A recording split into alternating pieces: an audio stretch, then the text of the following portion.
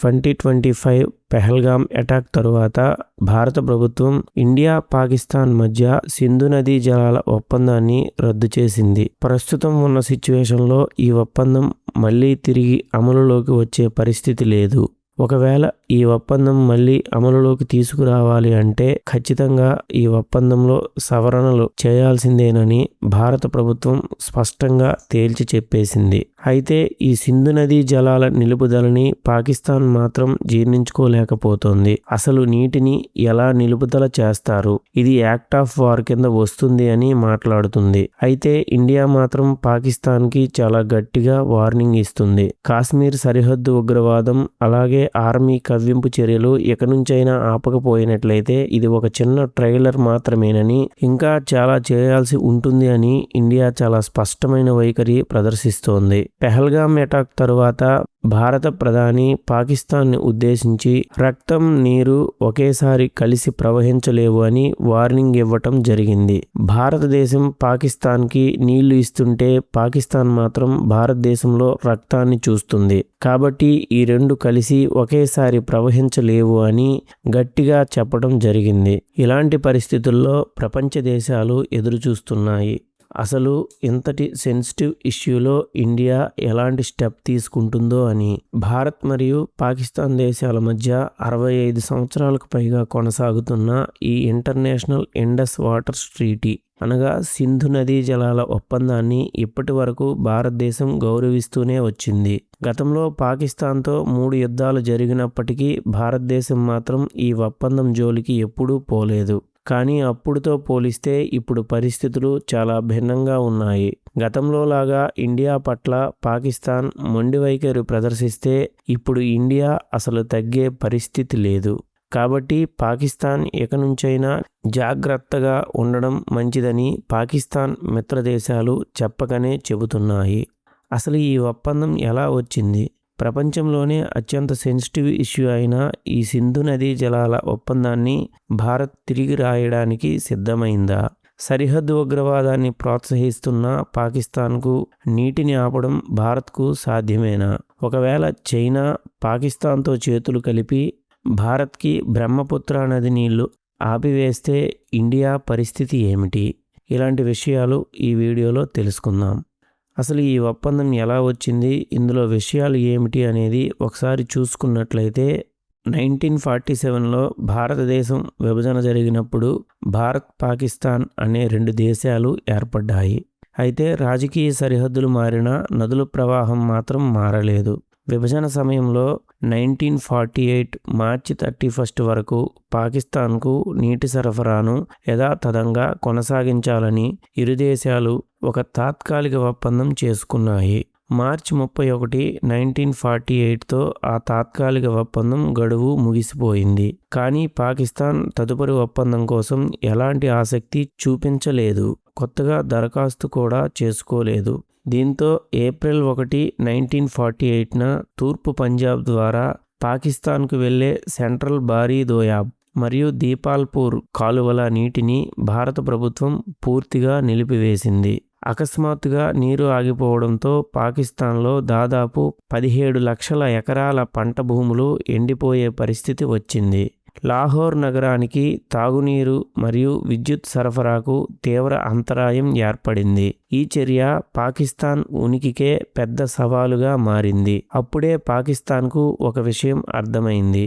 భారత్తో నీటి ఒప్పందం లేకపోతే తమ దేశ ఉనికికే ప్రమాదమని. పరిస్థితి తీవ్రతను గమనించిన పాకిస్తాన్ వెంటనే భారత్తో చర్చలకు వచ్చింది. మే 4వ తేదీ 1948న 2 దేశాల మధ్య ఢిల్లీలో షరతులతో కూడిన ఒక ఒప్పందం జరిగింది. భారత్ తిరిగి పాకిస్తాన్కు నీటిని వదలడానికి అంగీకరించింది. బదులుగా భారత్ సరఫరా చేస్తున్న నీటికి గాను పాకిస్తాన్ ప్రభుత్వం భారత్కు సేనరేజ్ ఛార్జెస్ మరియు రన్నింగ్ ఛార్జెస్ని చెల్లించాల్సి వచ్చింది. ఆ తరువాత తాత్కాలికంగా ఒక ఒప్పందం చేసుకున్న శాశ్వత పరిష్కారం దొరకలేదు. దాదాపుగా ఈ సమస్య 3 సంవత్సరాలు నలిగింది. పాకిస్తాన్కు వేరే గత్యంతరం లేక బోర్డర్స్లో కవ్వింపు చర్యలకు పాల్పడింది. యుద్ధ వాతావరణం నెలకొల్పడానికి ప్రయత్నాలు చేసింది. కానీ ఒక విషయం పాకిస్తాన్కి బాగా తెలుసు. ఇండియాతో పెట్టుకోలేము అని. తరువాత మనందరికీ తెలిసిన విషయమే, పాకిస్తాన్కి సమస్య వచ్చినప్పుడల్లా పెద్ద మనిషిలా ఎంటర్ అయ్యే అమెరికా జోక్యం చేసుకుని అమెరికా నుండి ఒక ప్రముఖ ఇంజనీర్, టెన్నెస్సీ వ్యాలీ అథారిటీ మాజీ చీఫ్ డేవిడ్ లిలియోన్థాల్ అనే ఒక పెద్ద మనిషిని పంపింది. ఈ పెద్ద మనిషి ఇరు దేశాల ప్రధానమంత్రులతో ఆ ప్రాంతాన్ని పరిశీలించి తిరిగి అమెరికాకు వెళ్ళి ఒక ప్రముఖ అంతర్జాతీయ మ్యాగజైన్లో వ్యాసం రాశారు. ఈ నదీ జలాల వివాదం కేవలం ఒక రాజకీయ సమస్య కాదు, ఇది ఒక టెక్నికల్ మరియు ఇంజనీరింగ్ సమస్య. దీనిని త్వరగా పరిష్కరించకపోతే భారత్ పాకిస్తాన్ల మధ్య న్యూక్లియర్ వార్ కంటే ముందే వాటర్ వార్ రావడం ఖాయం అని హెచ్చరించారు. ఈ సమస్యను పరిష్కరించడానికి అప్పట్లో IBRDగా పిలువబడుతున్న ఇప్పటి వరల్డ్ బ్యాంక్ తన ఆర్థిక సాంకేతిక బలంతో మధ్యవర్తిత్వం వహించాలని ఆయన గట్టిగా ప్రతిపాదించారు. ఈ ప్రతిపాదనతో 1951లో వరల్డ్ బ్యాంక్ జోక్యం చేసుకుని ఇరు దేశాధినేతలతో సంప్రదింపులు జరిపారు. ఈ విధంగా 1952లో ప్రపంచ బ్యాంకు ఆధ్వర్యంలో వాషింగ్టన్లో ఇరు దేశాల ఇంజనీర్లతో ఒక కమిటీ ఏర్పాటైంది. అక్కడి నుండి దాదాపు 9 సంవత్సరాల పాటు సుదీర్ఘ చర్చలు, రాయబారాలు నడిపి చివరకు సెప్టెంబర్ 19, 1960లో కరాచీలో భారత ప్రధాని జవహర్లాల్ నెహ్రూ, పాకిస్తాన్ అధ్యక్షుడు ఈ ఇండస్ వాటర్స్ ట్రీటీపై సంతకాలు చేశారు. అప్పటి నుండి ఈ ఒప్పందం రెండు దేశాల మధ్య నీటి పంపిణీకి ప్రధాన ఆధారంగా కొనసాగుతోంది. అయితే మనం ఒకసారి సింధు నది జియోగ్రాఫికల్ హిస్టరీ గురించి ఒకసారి చూసుకున్నట్లయితే, సింధు నది, ఇండస్ రివర్ ఆసియాలోనే అతిపెద్ద నదీ వ్యవస్థల్లో ఒకటి. దీని మొత్తం పొడవు సుమారు 3180 కిలోమీటర్లు. ఈ నది చైనా పాలిత ప్రాంతం అయిన టిబెట్లోని మానస సరోవరం సరస్సుకు సమీపంలో కైలాస పర్వత శ్రేణులలోని భోకర్చు అనే గ్లేసియర్ హిమానీ నదం వద్ద జన్మిస్తుంది. అక్కడ దీన్ని సింగి ఖంబన్, సింహం నోరుగా పిలుస్తారు. లదాఖ్లోని డెమ్చోక్ వద్ద భారతదేశంలోకి ప్రవేశిస్తుంది. ఆ తరువాత పాకిస్తాన్లోకి ప్రవేశించి మైదాన ప్రాంతాల గుండా ప్రవహిస్తుంది. చివరకు కరాచీకి సమీపంలోని అరేబియా సముద్రంలో కలుస్తుంది. ఈ నదికి ప్రధానంగా 5 ఉపనదులు రావి, బియాస్, సట్లజ్, జీలం, చీనాబ్. వీటినే పంచనదులు అని పిలుస్తారు. ఇవన్నీ పాకిస్తాన్లోని మిథన్కోట్ వద్ద సింధు నదితో కలుస్తాయి. అయితే ఇందులో రావి, బియాస్, సట్లజ్ నదులను ఈస్టర్న్ రివర్స్ అంటే తూర్పు నదులని, సింధు, జీలం, చీనాబ్ నదులను వెస్టర్న్ రివర్స్ అంటే పశ్చిమ నదులని పిలుస్తారు. అయితే ఇప్పుడు ఈ ఒప్పందం విషయానికి వస్తే, సింధు నదీ వ్యవస్థలోని 6 ప్రధాన నదులను కవర్ చేస్తుంది. ఈ ఒప్పందంలోని అత్యంత ముఖ్యమైన అంశం అయిన నదుల పంపిణీలో భాగంగా తూర్పు నదులైన రావి, బియాస్, సట్లజ్ నదులు భారతదేశానికి పూర్తిగా కేటాయించబడ్డాయి. ఈ 3 తూర్పు నదులను భారతదేశం తన అవసరాలకు పూర్తిగా వినియోగించుకునే హక్కు ఉంది. అదేవిధంగా పడమర నదులైన సింధు, జీలం, చీనాబ్ నదులు పాకిస్తాన్కు కేటాయించబడ్డాయి. అయితే ఈ పశ్చిమ నదులపై పాకిస్తాన్కు ఎక్కువ అధికారం ఉన్నప్పటికీ ఈ నదులపై భారతదేశానికి తాగునీటి అవసరాలకు, గృహ అవసరాలకు, వ్యవసాయానికి, నావిగేషన్ పర్పస్కి, అలాగే run of the river, hydro electric power projects లాంటి తక్కువ నీటి వినియోగం ఉన్న కార్యకలాపాలు చేసుకోవచ్చని, నీటిని స్టోరేజ్ చేసే డ్యామ్లు లాంటి కట్టడాలు నిర్మాణం చేయకూడదని నిబంధన పెట్టారు. Run of the river hydro electric power projects ROR అనేది పెద్ద రిజర్వాయర్లు కట్టకుండా నది యొక్క న్యాచురల్ వాటర్ ఫ్లోని ఉపయోగించి ఎలక్ట్రిసిటీని ప్రొడ్యూస్ చేసే ఒక ప్రత్యేకమైన విధానం. ఒకవేళ భారతదేశం ఇలాంటి హైడ్రో ఎలక్ట్రిక్ ప్రాజెక్టుల నిర్మాణం చేపట్టాలి అనుకుంటే ప్రాజెక్టు రూపకల్పన అనేది ఒప్పంద నిబంధనలకు అనుగుణంగా ఉండాలి. అవసరమైన టెక్నికల్ డీటెయిల్స్ను భారతదేశం పాకిస్తాన్కు ముందే అందించాల్సి ఉంటుంది. అలాంటి పరిస్థితులలో పాకిస్తాన్ అభ్యంతరం వ్యక్తం చేసే అవకాశం ఉంటుంది. ఇరు దేశాలు పరస్పరం నదులలో నీటి సమాచారాన్ని ఎప్పటికప్పుడు పంచుకోవాలి. అలాగే నదుల ప్రవాహం, ఆనకట్టల వివరాలు, కాలువల ద్వారా ఎవరు ఎంత నీరు డైవర్ట్ చేస్తున్నారనే విషయం, నీటి విడుదల వివరాలు పంచుకోవాల్సి ఉంటుంది. శాశ్వత సింధు కమిషన్ ప్రకారం ఈ 2 దేశాలు ఒక్కో ఇండస్ కమిషనర్ని నియమించాలి. ఇతని బాధ్యతలు ప్రతి సంవత్సరం ఇరు దేశాలతో సమావేశాలు నిర్వహించడం, అలాగే mutual information changing, technical problems solving, project inspection, అలాగే ఈ ఒప్పందాలను పర్యవేక్షించడం లాంటి బాధ్యతలు నిర్వహించాల్సి ఉంటుంది. ఒకవేళ ఇరు దేశాల మధ్య వివాదాలు వచ్చినప్పుడు ఈ ఒప్పందం ప్రకారం వివాదాల పరిష్కారం అనేది 3 దశల్లో జరుగుతుంది. మొదటి దశ పెర్మనెంట్ ఇండస్ కమిషన్. ఇరు దేశాల కమిషనర్లు ప్రతి సంవత్సరం కూర్చొని మాట్లాడుకుని ప్రాబ్లమ్స్ ని సాల్వ్ చేసుకుంటారు. రెండవ దశ న్యూట్రల్ ఎక్స్పర్ట్. అంటే మొదటి దశలో సమస్యలు పరిష్కారం కానట్లయితే అప్పుడు వరల్డ్ బ్యాంక్ కలుగు చేసుకుని ఒక ఇండిపెండెంట్ టెక్నికల్ ఎక్స్పర్ట్ ని నియమిస్తుంది. అతను ఇందులో ఇంజనీరింగ్ పరంగా గానీ లేకపోతే డిజైన్ పరంగా గానీ ఏమైనా విభేదాలు ఉంటే పరిశీలిస్తాడు. అలాగే మూడవ దశ కోర్ట్ ఆఫ్ ఆర్బిట్రేషన్, అంటే మధ్యవర్తిత్వ న్యాయస్థానం. ఇది చివరి దశ. ఒప్పందంలోని నిబంధనల ఉల్లంఘన లేదా చట్టపరమైన వివాదాలు వస్తే ఇంటర్నేషనల్ కోర్ట్ ఆఫ్ జస్టిస్, అంతర్జాతీయ న్యాయస్థానాన్ని ఆశ్రయిస్తారు. ఈ ఒప్పందం ప్రకారం పాకిస్తాన్లో కొత్త నీటిపారుదల వ్యవస్థను నిర్మించడానికి భారతదేశం అప్పట్లో 83 కోట్ల రూపాయల ఆర్థిక సహాయం పాకిస్తాన్కి అందించడానికి అంగీకరించింది. ఈ ఒప్పందాన్ని మార్చడానికి భారతదేశానికి గాని అలాగే పాకిస్తాన్కి గాని ఈ రెండింటిలో ఏ ఒక్క దేశానికి కూడా పూర్తి అధికారం లేదు. ఇరు దేశాలు అంగీకరించి కొత్తగా చట్టబద్ధమైన ఒప్పందం కుదుర్చుకున్నప్పుడే మళ్ళీ ఇందులో మార్పులు చేయవచ్చు. ఈ ఒప్పందం ముగియడానికి గడువు లేదు. ఈ 2 దేశాలు పరస్పర అంగీకారంతో కొత్త ఒప్పందం ద్వారా పాత ఒప్పందాన్ని రద్దు చేసే వరకు అమల్లో ఉంటుంది. అయితే ఇక్కడ మనం చూసుకున్నట్లయితే ఒప్పందం తరువాత ఈ ట్రీటీకి లోబడి గాని లేదా ఉల్లంఘించి గాని భారతదేశం ఏవైనా ప్రాజెక్టులు చేపట్టిందా లేదా అనే విషయాన్ని ఒకసారి తెలుసుకుందాం.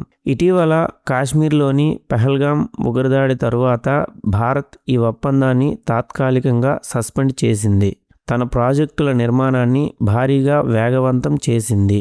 భారత ప్రభుత్వం చీనాబ్ నదీ వ్యవస్థపై సుమారు 3014 మెగావాట్ల సామర్థ్యంతో మొత్తం 4 భారీ జల విద్యుత్ ప్రాజెక్టులను అత్యంత వేగంగా పూర్తి చేస్తోంది. పాకల్దుల్ ప్రాజెక్ట్ 1000 మెగావాట్ల సామర్థ్యం, రాట్లే జల విద్యుత్ ప్రాజెక్ట్ 850 మెగావాట్ల సామర్థ్యం, కిరు ప్రాజెక్ట్ 624 మెగావాట్ల సామర్థ్యం, క్వార్ ప్రాజెక్ట్ 540 మెగావాట్ల సామర్థ్యం, కిషన్ గంగా ప్రాజెక్ట్ జీలం నది యొక్క ఉపనదిపై నిర్మించిన ఈ ప్రాజెక్ట్ ఇప్పటికే అందుబాటులోకి వచ్చింది. బాగ్లీహార్ డ్యామ్ చీనాబ్ నదిపై 2009లోనే ఈ ప్రాజెక్ట్ విజయవంతంగా పూర్తయింది. అయితే ప్రాజెక్టుల డిజైన్ పై పాకిస్తాన్ అంతర్జాతీయ వేదికలపై వివాదాలు సృష్టించడానికి ప్రయత్నించి అభ్యంతరాలు వ్యక్తం చేసినప్పటికీ భారతదేశం పనులను ఆపకుండా శరవేగంగా ముందుకు తీసుకెళ్తోంది. ఆపరేషన్ సింధూర్ తర్వాత భారతదేశం వ్యూహాత్మక ప్రణాళికలను రచిస్తోంది. కొత్తగా నిర్మించే ప్రాజెక్టులన్నింటిలోనూ నీటి సామర్థ్యాన్ని మరింత పెంచాలని కేంద్ర ప్రభుత్వం నిర్ణయించింది. ఇదివరకే రణభేరీ కాలువ ఎక్స్టెన్షన్ పనులను జమ్మూ కాశ్మీర్లో 120 కిలోమీటర్లకు పెంచి ఎక్కువ నీటిని మళ్లించేలా ప్రణాళికలను సిద్ధం చేసింది. సింధు మరియు దాని ఉపనదులపై ఉన్న చిన్న చిన్న జల విద్యుత్ ప్రాజెక్టుల సామర్థ్యాన్ని ప్రస్తుతం ఉన్న 3360 మెగావాట్ల నుండి 12000 మెగావాట్లకు పైగా పెంచాలని భారత్ లక్ష్యంగా పెట్టుకుంది. మొత్తంగా చూస్తే సీమాంతర ఉగ్రవాదాన్ని పాకిస్తాన్ పెంచి పోషిస్తున్నంత కాలం భారతదేశం నష్టపోయే ప్రసక్తే లేదని, నీటి వనరులను గరిష్టంగా ఉపయోగించుకునేందుకు ఈ ప్రాజెక్టులన్నింటినీ ప్రతిష్టాత్మకంగా ముందుకు తీసుకెళ్తుంది అని ఇక్కడ మనం స్పష్టంగా అర్థం చేసుకోవచ్చు. అయితే భారత్ ఎందుకు ఈ ఒప్పందాన్ని మళ్లీ సమీక్షించాలని చెబుతోంది. భారతదేశం 1916 నాటి ఇండస్ వాటర్ ట్రీటీని మళ్లీ సమీక్షించాలని మరియు సవరించాలని పట్టుబట్టడానికి ప్రధానంగా 5 బలమైన కారణాలు ఉన్నాయి. 64 ఏళ్ల క్రితం నాటి ఈ ఒప్పందం ప్రస్తుత పరిస్థితులకు అనుకూలంగా లేదని, ఇందులో మార్పులు అనివార్యమని భారత్ స్పష్టం చేసింది. పాకిస్తాన్ నిరంతరం భారత్ పైకి ఉగ్రవాదులను ఉసిగొల్పుతోంది. ఇటీవల పహల్గాం ఉగ్రదాడి తరువాత భారత్ ఈ వైఖరిని మరింత కఠినతరం చేసింది. ఒకవైపు భారతీయుల రక్తం చిందిస్తూ, మరోవైపు భారత్ నుంచి ప్రవహించే నదీ జలాలను పాకిస్తాన్ హాయిగా వాడుకోవడం కుదరదని భారత ప్రభుత్వం తేల్చి చెప్పింది. భారత్ జమ్మూ కాశ్మీర్లో నిర్మిస్తున్న రాట్లే జల విద్యుత్ ప్రాజెక్టులపై పాకిస్తాన్ అనవసర వివాదాలు సృష్టిస్తోంది. ఒప్పందంలో ఉన్న నిబంధనల ప్రకారం మొదట న్యూట్రల్ ఎక్స్పర్ట్ ద్వారా సమస్యను పరిష్కరించుకోవాలి. కానీ పాకిస్తాన్ దానిని పక్కన పెట్టి ఏకపక్షంగా అంతర్జాతీయ న్యాయస్థానాన్ని ఆశ్రయించింది. అయితే భారత్ అంతర్జాతీయ కోర్టుల ఏకపక్ష జోక్యాన్ని పూర్తిగా తిరస్కరించింది. కేవలం బైలేటరల్ రీనెగోసియేషన్స్ అంటే ద్వైపాక్షిక చర్చల ద్వారానే కొత్త నిబంధనలను రూపొందించాలని భారత్ పట్టుబడుతోంది. ఇది ఒప్పంద నిబంధనలను ఉల్లంఘించడమేనని భారత్ వాదిస్తోంది. 1960లో ఒప్పందం జరిగినప్పుడు పర్యావరణ మార్పులు, మంచు పర్వతాలు కరిగిపోవడం వంటి అంశాలను పరిగణనలోకి తీసుకోలేదు. ప్రస్తుతం గ్లోబల్ వార్మింగ్ వల్ల హిమాలయాల్లో మంచు వేగంగా కరిగిపోతోంది. దీనివల్ల నదుల్లో నీటి ప్రవాహాలు అంచనాలకు భిన్నంగా మారుతున్నాయి. ఈ కొత్త పర్యావరణ సవాళ్లను తట్టుకునేలా ఒప్పందంలో మార్పులు రావాలని భారత్ కోరుతోంది. గత 60 ఏళ్లలో ఇరు దేశాల జనాభా భారీగా పెరిగింది. ముఖ్యంగా జమ్మూ కాశ్మీర్, పంజాబ్ వంటి భారత ప్రాంతాలలో వ్యవసాయం, తాగునీరు మరియు పారిశ్రామిక అవసరాల కోసం నీటి డిమాండ్ విపరీతంగా పెరిగింది. పాత ఒప్పందం ప్రకారం భారత్కు కేవలం 20% నీటి హక్కులు మాత్రమే ఉన్నాయి. మిగిలిన 80% నీరు పాకిస్తాన్కు వెళుతోంది. ఈ అసమానతను మార్చాలని భారత్ భావిస్తోంది. 1960 నాటితో పోలిస్తే ప్రస్తుతం డ్యాంల కన్స్ట్రక్షన్, హైడ్రో పవర్ టెక్నాలజీ ఎంతో అభివృద్ధి చెందాయి. నదుల్లో పూడికను తొలగించడం, వరదలను నియంత్రించడం వంటి మోడర్న్ పద్ధతులకు పాత ఒప్పందంలోని టెక్నికల్ కండిషన్స్ అడ్డు వస్తున్నాయని, అందువల్ల సరికొత్త టెక్నాలజీకి అనుగుణంగా నిబంధనలను సవరించాలని భారత్ డిమాండ్ చేస్తోంది. ప్రస్తుత పరిస్థితుల్లో ఈ ఒప్పందం పాత రూపంలో కొనసాగడం సాధ్యం కాదని, ఇరు దేశాల ప్రస్తుత అవసరాలకు అద్దం పట్టేలా సరికొత్త ఫ్రేమ్వర్క్ రూపొందించాలని భారత ప్రభుత్వం స్పష్టం చేసింది. అయితే పై సమస్యలను దృష్టిలో పెట్టుకొని భారత్ నిజంగా పాకిస్తాన్కు నీటిని పూర్తిగా ఆపగలదా? ఈ అంశాన్ని పరిశీలించినట్లయితే టెక్నికల్లీ అండ్ జియోగ్రాఫికల్లీ భారతదేశం పాకిస్తాన్కు వెళ్లే నీటిని పూర్తిగా ఆపడం సాధ్యం కాదు. అయితే ప్లాన్డ్గా డ్యాంలు మరియు భారీ రిజర్వాయర్లను నిర్మించడం ద్వారా పాకిస్తాన్కు వెళ్లే నీటి ప్రవాహాన్ని భారత్ భారీగా తగ్గించగలదు లేదా నియంత్రించగలదు. దీనికోసం భారతదేశం 3 అంచెల వ్యూహాన్ని సిద్ధం చేసింది. మొదటి వ్యూహంలో భాగంగా పాకిస్తాన్కు ప్రవహిస్తున్న నీటిని పూర్తిగా ఆపివేసి భారత్ వైపు మళ్లించడం. రెండవ వ్యూహంలో భాగంగా జల విద్యుత్ ప్రాజెక్టులు ఏవైతే ఉన్నాయో వాటి సామర్థ్యాన్ని, అలాగే వాటి స్టోరేజ్ కెపాసిటీని భారీగా పెంచడం. మూడవ వ్యూహంలో భాగంగా పెద్ద రిజర్వాయర్లు నిర్మించి కీలక సమయాల్లో పాకిస్తాన్కు నీరు వెళ్లకుండా నిల్వ చేయడం. అలాగే వరదల టైంలో పాకిస్తాన్కి ముందస్తు ఇన్ఫర్మేషన్ షేర్ చేయడం, ఆపివేయడం లాంటి వ్యూహాలను అమలు చేయాలని భారత్ భావిస్తోంది. అయితే ఒకవేళ పాకిస్తాన్ చైనా సహాయం తీసుకుని ఇండియాకు టిబెట్ నుండి వచ్చే బ్రహ్మపుత్ర, సింధు నదుల నీటిని ఆపివేసే ప్రమాదం ఉన్నప్పటికీ భారతదేశం దగ్గర ఈ చర్యను తట్టుకునే సామర్థ్యం ఉంది. ఒకవేళ పాకిస్తాన్ మా దేశానికి భారత్ నీటిని నిలిపివేయడం ద్వారా మా దేశ ఉనికికే ప్రమాదం ఉంది అని పాకిస్తాన్ వార్ ఆఫ్ యాక్ట్గా పరిగణించి న్యూక్లియర్ వార్కి వస్తామని హెచ్చరించిన భారతదేశం ప్రస్తుతం ఉన్న పరిస్థితులలో పాకిస్తాన్కు గట్టిగా సమాధానం చెప్పగలదు. ప్రస్తుతం ప్రపంచం తీవ్రమైన క్లైమేట్ చేంజ్ ప్రభావాన్ని ఎదుర్కొంటోంది. హిమాలయ ప్రాంతాలలోని హిమానీ నదాలు మార్పులకు లోనవ్వడం, వర్షపాతం అస్థిరంగా మారడం, నీటి డిమాండ్ పెరగడం వంటి అంశాలు భవిష్యత్తులో సింధు నదీ వ్యవస్థపై తీవ్ర ప్రభావం చూపే అవకాశం ఉంది. ఇలాంటి పరిస్థితుల్లో నీటి వనరులను సమర్థవంతంగా నిర్వహించడం ఒక్కటే భారతదేశం ముందున్న ప్రధానమైన సవాల్. భవిష్యత్తులో భారత్ ఈ సవాళ్లను అధిగమించడానికి కేవలం సైనిక బలం లేదా సాంకేతిక పరమైన శక్తిపైనే కాకుండా బలమైన పొలిటికల్ మరియు డిప్లొమసీ వ్యూహాలను కూడా బలపరుచుకుంటూ ముందుకు వెళుతోంది.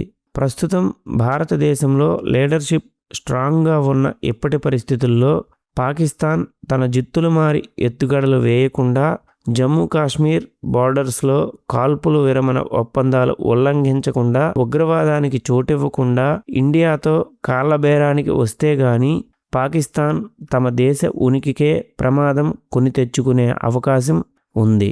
నా ఈ ఎక్స్ప్లెనేషన్ మీకు నచ్చినట్లయితే నా వీడియోని లైక్ చేయండి, షేర్ చేయండి, నా ఛానల్ని సబ్స్క్రైబ్ చేయండి. Thank you.